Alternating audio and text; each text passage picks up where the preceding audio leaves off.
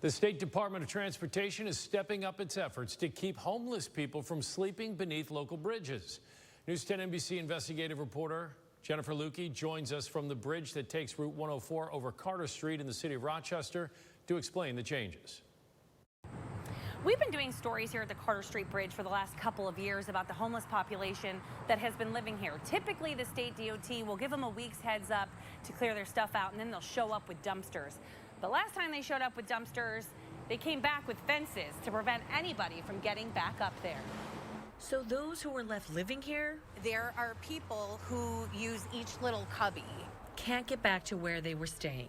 Stephanie Forrester runs Recovery All Ways. She and her team were trying to build trust with folks here in hopes they'd eventually consider accepting help. People are going to abandoned houses and abandoned buildings and sleeping outside and getting mugged or jumped or abused. This isn't the only fence that's been added. There's also one beneath the Hudson Avenue Bridge, less than a mile away. Now they're just pushing people further into the corners and making it harder for outreach workers to do their jobs and help people connect and be successful with the proper resources. A spokesman for the State Department of Transportation tells me it comes down to safety. The fences went up at the Carter Street and Hudson Avenue bridges to, quote, keep the public away from hazardous areas. In a statement, he adds, quote, the fences will also help ensure New York State DOT staff and contractors have proper access to those locations for maintenance and inspection purposes. Just last month in the city of Elmira, a large fire broke out under a state bridge that had become a homeless encampment. Thankfully, no one was injured, but that bridge, too, now permanently fenced off.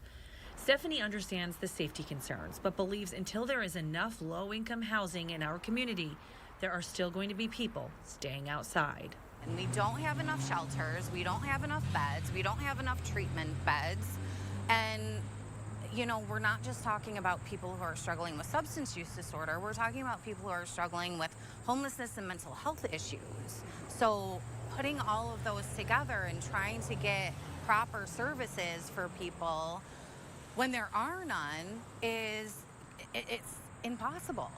These fences haven't really deterred panhandling in these areas. There are still plenty of people out on the corners every day. The outreach group's still trying to reach them and offer them any temporary or permanent assistance they can. In Rochester, Jennifer Lukey, News 10 NBC.